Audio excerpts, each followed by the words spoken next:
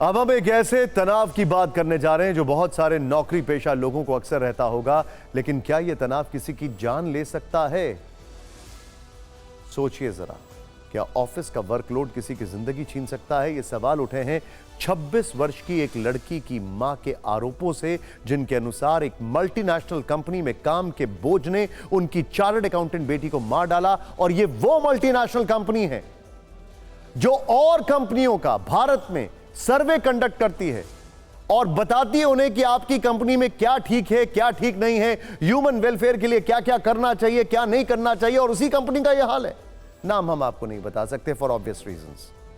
इसीलिए आज हमने फिक्र की ऐसी फाइल बनाई है जो आपकी चिंता को शायद थोड़ा और बढ़ा दे। आप में से बहुत सारे लोग किसी ना किसी दफ्तर में काम करते होंगे और आपने कभी ना कभी अपने बॉस से इस तरह की कुछ लाइनें जरूर सुनी होंगी, जैसे थोड़ा जल्दी ऑफिस आया करो, या थोड़ा और काम है, आज 2 घंटे रुक कर चले जाना। या फिर आपके बॉस ने यह कहा हो रविवार को भी आना होगा, काम ज्यादा है। और छुट्टी मांगने पर शायद यह भी जवाब दिया होगा कि घर से काम करो, छुट्टी नहीं मिलेगी, घर से काम करो। यह एक और वर्कलोड बढ़ गया है कोरोना टाइम्स के बाद, हाइब्रिड वर्कलोड। वैसे बॉस के तनाव बढ़ाने वाले इन डायलॉग्स की लिस्ट बहुत लंबी है। जैसे बॉस ने आपसे कभी यह कहा हो काम खत्म करके ही घर जाना, किसी भी हाल में टारगेट को पूरा करो, या टीम में आदमी कम है, इतने ही आदमियों के साथ काम करो, मतलब लिमिटेड स्टाफ के साथ। या फिर कभी यह डर दिखाया हो काम करो वरना दफ्तर में छटनी वाली लिस्ट बन रही।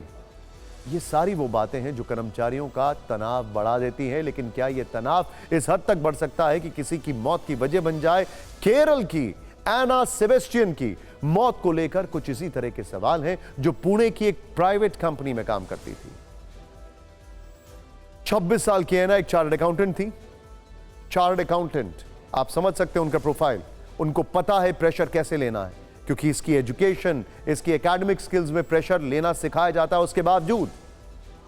लेकिन उनकी मां ने अब गंभीर आरोप लगा दिए। उनका कहना है कि काम के बोझ की वजह से उनकी बेटी की जान चली गई। एना की मां ने पुणे में मौजूद इस प्राइवेट कंपनी के हेड को बकायदा एक लेटर भी लिखा है और कंपनी के वर्क कल्चर को लेकर कई प्रश्न पूछे हैं। उन्होंने अपने लेटर में यह भी दावा किया है कि उनकी बेटी के अंतिम संस्कार में दफ्तर से कोई भी शामिल नहीं हुआ। एना की मां ने कंपनी के हेड को जो लेटर लिखा है वो हमारे पास मौजूद है। हमने इसे ध्यान से पढ़ा है और इससे कुछ जानकारियां निकाली हैं।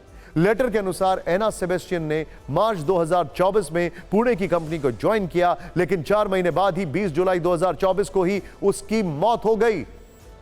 अब मां के आरोप है कि 4 महीने में ही उसकी बेटी तनाव में आ गई, उसे शारीरिक और मानसिक थकान रहने लगी। 4 महीनों में उनकी बेटी को बेचैनी महसूस होने लगी, नींद ना आने की शिकायत रहने लगी और काम के तनाव में एना बहुत ज्यादा परेशान रहने लगी।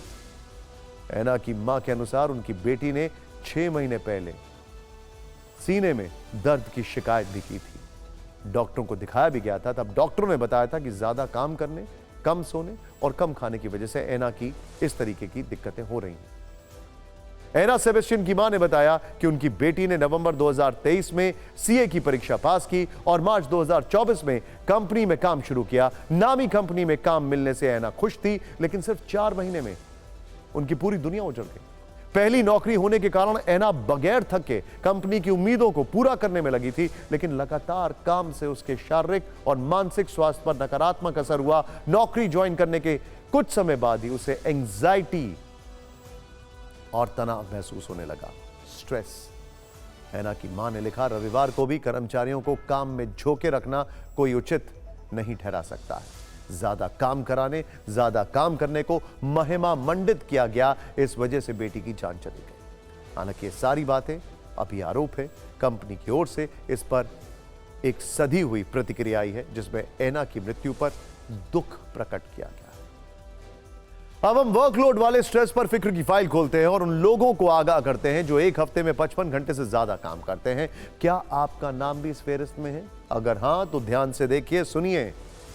कुछ वर्ष पहले वर्ल्ड हेल्थ ऑर्गेनाइजेशन और इंटरनेशनल लेबर ऑर्गेनाइजेशन ने टॉक्सिक वर्क कल्चर पर एक स्टडी की और यह बताया कि जो लोग एक हफ्ते में 55 घंटे काम करते हैं, उन्हें ब्रेन स्ट्रोक का खतरा 35% ज्यादा है और दिल से जुड़ी बीमारियों का खतरा 17% ज्यादा है। कई बार आपने लोगों को कहते हुए सुना होगा कि बेचारे काम के बोझ के बारे। लेकिन क्या आप जानते हैं, यह बोझ हर वर्ष दुनिया में लाखों लोगों की जान ले रहा है। WHO और इंटरनेशनल लेबर ऑर्गेनाइजेशन ने अपनी स्टडी में यह बताया है कि वर्ष 2016 में काम के बोझ की वजह से करीब 7.5 लाख लोगों की मौत हुई पूरी दुनिया में।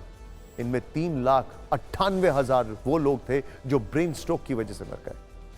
करीब 3.5 लाख लोगों को दिल से जुड़ी बीमारियां हुई थी और सभी वो लोग थे जो एक हफ्ते में 55 घंटे से ज्यादा काम करते थे। इसी तरह अमेरिका की एक मैनेजमेंट कंसल्टिंग कंपनी गैलप ने नौकरी को लेकर एक सर्वे किया था, जिसमें यह बताया गया था कि 60% लोग अपनी नौकरी के लिए साथ भावनात्मक रूप से नहीं जुड़े हैं। 19% लोग ऐसे हैं जो अपने काम और नौकरी से उदास रहते हैं। 44% लोग काम के दौरान बहुत तनाव महसूस करते हैं। 40% लोग ऐसे भी हैं जो नौकरी के वक्त हमेशा चिंतित रहते हैं। और इसी टॉक्सिक वर्क कल्चर को ध्यान में रखते हुए ऑस्ट्रेलिया की सरकार ने पिछले महीने ही बड़ा फैसला लिया। ऑस्ट्रेलिया में अगस्त महीने के आखिर में राइट टू डिस्कनेक्ट कानून पास किया गया। इसके मुताबिक ऑफिस में वर्किंग आवर्स के बाद कर्मचारियों पर फोन उठाने का दबाव नहीं होगा। कर्मचारियों पर काम खत्म हो जाने के बाद घर से ईमेल के रिप्लाई का प्रेशर नहीं होगा। वर्ष 2023 में ऑस्ट्रेलिया में लोगों ने औसतन 281 घंटे ओवरटाइम काम किया। ऑस्ट्रेलिया में औसतन इतने ओवरटाइम की सैलरी $7500 बनती है, लेकिन ना ओवरटाइम की सैलरी दी गई और ना ही काम के घंटों में कटौती की गई। यानी हम भी आपसे कहेंगे कि अगर ऑफिस और काम का तनाव आप पर ज्यादा है तो सेहत से खिलवाड़ ना करें, काम के साथ सेहत पर भी ध्यान दें।